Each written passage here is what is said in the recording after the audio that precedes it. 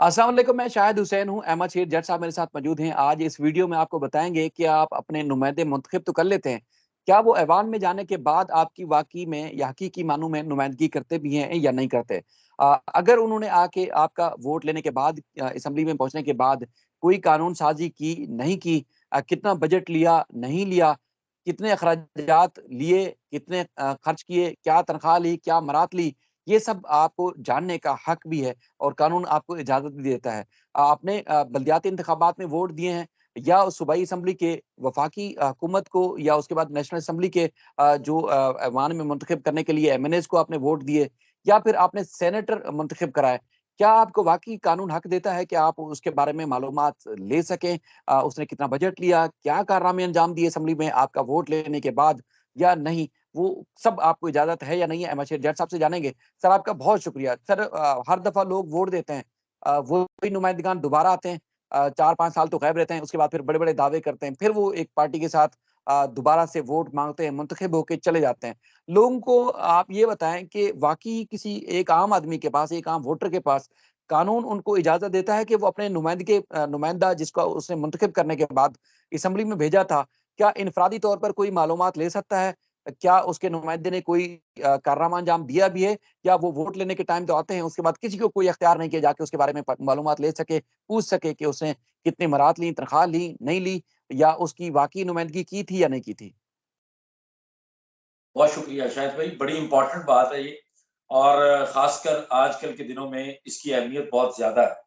वो इसलिए भी कि आजकल के दिनों में आपके जो आने वाले टाइम में जो इलेक्शंस होने जा रहे हैं, ख़ासकर वो इलेक्शंस जिनसे हमारे पूरे मुल्क के अंदर या हमारे पूरे सूबे के ऊपर असर पड़ना है, वो इलेक्शंस आने वाले दिनों में होने जा रहे हैं। अगर मुकर्रर वक़्त पर भी इलेक्शंस होते हैं तो ज़्यादा दूर नहीं है, और अगर इलेक्शन कबल-अज़-वक़्त होते हैं तो फिर तो फ़ौरी तौर पर लोगों के ज़हनों में ये सवाल होगा कि अब हमने नुमाइंदगान कौन से वाले मुंतखब करने हैं। असल में जो जिस चीज़ की हम बात करेंगे या जो चीज़ हम इस वक़्त देखने वालों तक पहुँचाने की या उनको समझाने की कोशिश करेंगे, वो उन लोगों से मुतल्लिक है जो ऑलरेडी आपकी असेंबलीज़ के अंदर किसी न किसी कैपेसिटी के अंदर मुंतखब होकर गए थे। हाँ, वो अपने आपकी कौमी असेंबली है, सूबाई असेंबली है, लेजिस्लेटिव असेंबली है या आपकी ज़िला काउंसिल है, आपकी तहसील काउंसिल है, वहाँ पर गए थे। और आप दोबारा सोच रहे हैं, क्योंकि पाकिस्तान के अंदर आपने ऐसे-ऐसे खानदान देखे होंगे, ऐसी-ऐसी बिरादरियाँ देखी होंगी, जो साल हर साल से बार-बार दोबारा लोगों का मैंडेट ले रहे होते हैं। बार-बार उन्हीं को दोबारा उन्हीं चेहरों को हम देख रहे होते हैं। तो उन लोगों के बारे में आपको अब रिसर्च करने के लिए या आप लोगों को जानने के लिए एक कानून दिया गया है। ये कानून पाकिस्तान के आइन के तहत जो है वो बनाए गए थे। पाकिस्तान के आइन के अंदर एक आर्टिकल 19 से ऐड किया गया था। जिस तरह आपके आइन के अंदर जो आपका सुप्रीम कानून साजी है, आपके मुल्क की सबसे जो कानून साजी की बड़ी किताब है, अहम किताब है, या सबसे जो ज़रूरी किताब है, जिसको अवॉइड नहीं किया जा सकता, वो आपका आईन पाकिस्तान है। 1973 के इस आइन की रूह से ये तयशुदा बात है कि आपके मुल्क का कोई कानून, कोई भी लेजिस्लेशन वो आपके इस आइन से मुतसादम नहीं हो सकती। कवानीन आपस में मुतसादम अक्सर हो जाते हैं, लेकिन आपके आइन से मुतसादम कोई कानून जो है वो लागू नहीं हो सकता। ये तयशुदा बात है। वो बन ही नहीं सकता कानून, वो बिल की स्टेज पर ही फ़ारिग कर दिया जाएगा अगर वो आइन से मुतसादम हो रहा होगा। आपके आइन का आर्टिकल 19 ए ये कहता है कि हर शहरी को राइट टू इन्फॉर्मेशन है। वो क्या है कि आपको मालूमात लेने का हक हासिल है। आप अगर चाहते हैं कि आपके इलाके के अंदर कौन से ओहदे पर कौन बंदा बैठा है, आपके इलाके के अंदर डीसी साहब के दफ्तर में कितने लोग काम करते हैं, डीपीओ साहब का कितना अमला है, इनकी तनख्वाहें कितनी हैं, वो जो भी आप इन्फॉर्मेशन इस तरह की चाहें वो आप ले सकते हैं इसी आर्टिकल 19 ए के तहत। उसके बाद फर्दर कानून साजियाँ की गई। प्रोविंशियल असेंबलीज के अंदर भी कानून साजियाँ की गई, आपकी फेडरल के अंदर भी कानून साजी की गई, इसी तरह आपकी कुछ लेजिस्लेटिव असेंबलीज के अंदर भी ये कानून साजी कर दी गई। और आप तमाम लोगों को ये इन्फॉर्मेशन देने के लिए हर इदारे को पाबंद किया गया कि वो एक ओहदा जो है वो इन्फॉर्मेशन ऑफिसर का भी बना दें। वो बंदा जो ये इन्फॉर्मेशन की एप्लीकेशंस को डील करेगा। और ये हर यूनिवर्सिटी, हर इदारा, हर जगह पर ये चीजें मौजूद हैं। आपकी असेंबलीज के अंदर भी इसके लिए बाकायदा तौर पर सिस्टम मौजूद है। अब जब आपके इलेक्शंस आते हैं, तो आपके लिए ज़रूरी है कि आपको पता होना चाहिए कि जिस बंदे को मैंने अपना नुमाइंदा मुंतखब करना है, जो 2-3 लाख, 4 लाख के हलके को एक अकेला बंदा जाकर आपकी कौमी असेंबली में, आपकी प्रोविंशियल असेंबली के अंदर रिप्रेजेंट करेगा और जाकर ये बताएगा कि मेरे इलाके के मसाइल ये हैं, मेरे मुल्क के फलां खित्ते के अंदर मसाइल ये हैं, मेरे मुल्क के अंदर इस कानून साजी की जरूरत है। ये तमाम प्रोसीजर के लिए जिस नुमाइंदे को आपने मुंतखब करना है, उस नुमाइंदे के बारे में अब आपने सवाल करना है। और मैं ज़ाती तौर पर ये समझता हूँ कि ये सिर्फ जो व्लॉग हम कर रहे हैं, ये सिर्फ कानून एक्सप्लेन करने के लिए नहीं है। ये लोगों को एजुकेट करना है, इसलिए ये लोगों को मोटिवेट करना है कि ये काम आप सब लोग करें। जब आप सब लोग ये काम करेंगे जो मैं आगे बताने जा रहा हूँ, तो यकीन मानिए इससे आप सब लोगों को, आपके इनर को एक सैटिस्फैक्शन पहुंचेगी। जब भी आप आने वाले दिनों में अपने मुल्क के हालात देख रहे होंगे, अपने सियासतदानों के बारे में बात कर रहे होंगे, तो आपको एटलीस्ट अपना इनर सेटिस्फाइड नजर आएगा कि हमने कोशिश जरूर की थी कि हमें पता हो कि हम इस बंदे को दोबारा इलेक्ट करें या ना करें। अब तरीकेकार क्या है? देखिए, आप नुमाइंदे को चूज करते हैं, यकीनन नुमाइंदे का सिर्फ ये काम नहीं है कि वो आपके बंदे को थाने से छुड़ा दे। आपके नुमाइंदे का ये काम नहीं है कि वो आपके गली मोहल्ले की सिर्फ वो गली बनवा दे, नालियां बनवा दे, गैस के लिए लड़े। ये सारा काम सिर्फ नहीं है आपके नुमाइंदे को चूज करना। आपके नुमाइंदे ने अपने खित्ते को, अपनी टेरिटरी को पार्लियामान के अंदर, अगर वो कौमी असेंबली का मेंबर है, सेनेटर है, या आपकी प्रोविंशियल असेंबली के अंदर अगर वो एमपीए है, तो उसने जाकर अपने खित्ते को रिप्रेजेंट करना होता है। अब आपने ये पता करना है कि मेरा नुमाइंदा पार्लियामान के अंदर किस ग्रेड पे खड़ा है। मेरे नुमाइंदे को पार्लियामान के अंदर जाना भी जाता है या नहीं, या मेरा नुमाइंदा 5 साल पार्लियामान के अंदर बिल्कुल चुप करके बैठकर टीएडीए लेकर कमेटियों का मेंबर बन के तनख्वाहें वसूल करके अपने ठेके क्लियर करवा के दोबारा हल्के के अंदर आ गया है और दोबारा इलेक्शन लड़ने लगा है। अगर ऐसा है तो आपने उस नुमाइंदे को रिपीट नहीं करना। लेकिन अगर आपने चेक करना है कि आपके नुमाइंदे को, जिसको आपने मुंतखब करके लाखों वोटों से पार्लियामान के अंदर भेजा था, कि उस बंदे ने आपके लिए क्या रोल प्ले किया है, तो आप पार्लियामान के अंदर एक दरखास्त देंगे कि राइट टू इंफॉर्मेशन एक्ट के तहत, आर्टिकल 19 के तहत हमें यह बताया जाए कि फलां साहब, फलां चौधरी साहब, मलिक साहब, राणा साहब, जट साहब, ये मेरे हलके के 5 साल एमएनए रहे हैं और आपकी असेंबली के मेंबर रहे हैं, वर्दी मेंबर कहा जाता है। तो मेरे मोहतरम मेंबर साहब ने, मेरे चौधरी साहब ने 5 साल में आपके इस ऐवान के अंदर कितने सवाल पूछे, कितनी कानून साजी के लिए उन्होंने अपना रोल प्ले किया, कितनी मोशंस उन्होंने पेश की, कितने कॉलिंग अटेंशन नोटिस उनकी तरफ से दिए गए, कितने जो बिल्स थे वो मेरे नुमाइंदे की तरफ से पेश किए गए। उसके बाद आपने ये पूछना है कि मेरे नुमाइंदे को 5 साल के अंदर आप लोगों ने कितने पैसे पे किए हैं, कितनी कमेटियों का मेंबर रहा है मेरा नुमाइंदा, और कितनी जगहों पे उसने जो तकरीरें की है, यहाँ तक कि आप उनका वर्बैटम भी ले सकते हैं अगर आप चाहें। वो कॉन्फिडेंशियल डॉक्यूमेंट नहीं होता, वो पब्लिक डॉक्यूमेंट होता है।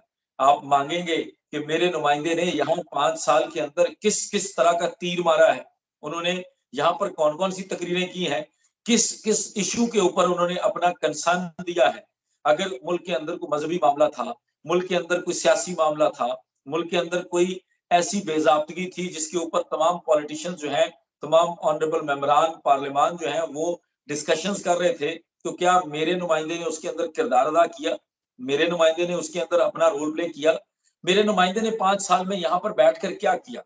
अच्छा, अपने हल्के के अंदर कोई यूनिवर्सिटी बनाने के लिए, कानून साजी के लिए कोई कॉलिंग अटेंशन नोटिस, कोई मोशन, कोई रिक्वेस्ट, कोई बिल, ये कुछ भी पेश किया?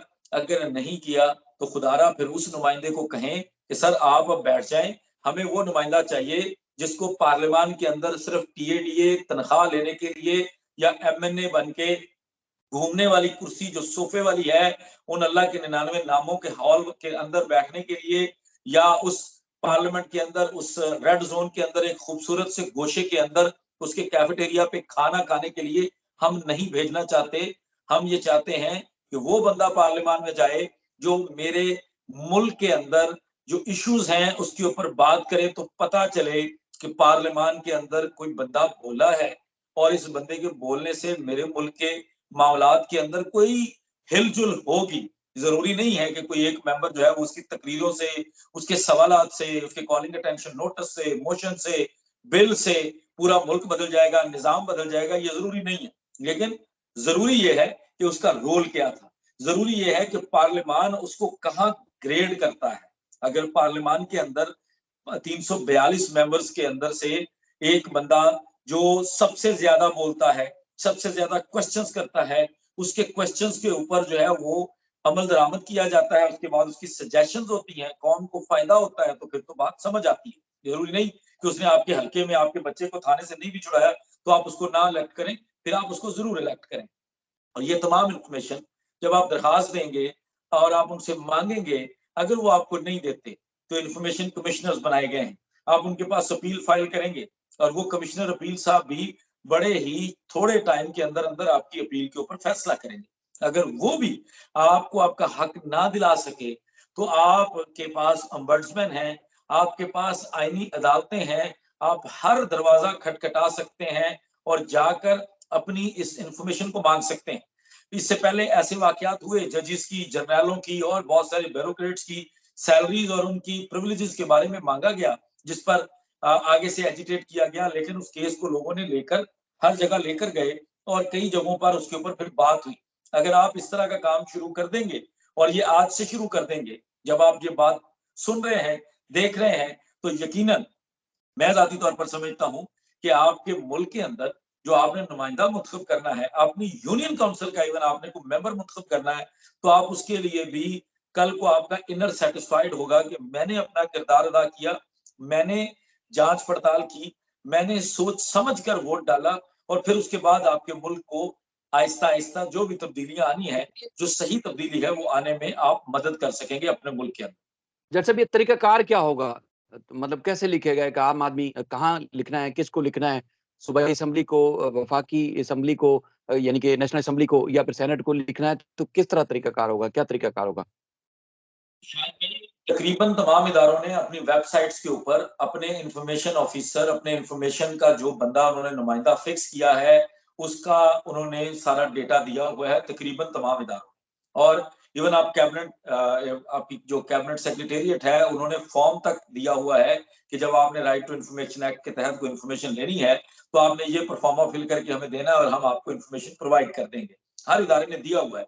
लेकिन अगर कहीं पर ना भी परफॉर्मा आप फिल करें, आप एक सादा दरखास्त भी उस इदारे को, उसके पीआरओ को, उसके इंफॉर्मेशन ऑफिसर का अगर एड्रेस मिल जाता है, या उस इदारे के अंदर डायरेक्टली उसके सेक्रेटरी को भेजें, उस इदारे का जो भी सरबराह आपको नजर आ रहा है, तो आप उसको खत लिख सकते हैं, वहां पर जाकर जमा करवा सकते हैं उनकी R&I में, वहां जाकर आप ये दरखास्त देकर ये इन्फॉर्मेशन ले सकते हैं। और बड़ा हर चीज के लिए टाइम दिया हुआ है कि फलाना बंदा 14 दिन के अंदर अंदर पाबंद है, वो नहीं देगा तो इन्फॉर्मेशन कमिश्नर के पास है। इन्फॉर्मेशन कमिश्नर इतने दिनों के अंदर अंदर डिसाइड करेगा, वो नहीं करता तो आप अम्बड्समैन में जा सकते हैं, आप उसके अलावा आपकी आईनी अदालतों के अंदर जा सकते हैं। तो ये सारा प्रोसीजर जो है ना, वो हर इदारे के पास बाकायदा एक स्टाफ दे दिया गया है इस काम के लिए, जो ये वाला काम सरअंजाम दे रहा है।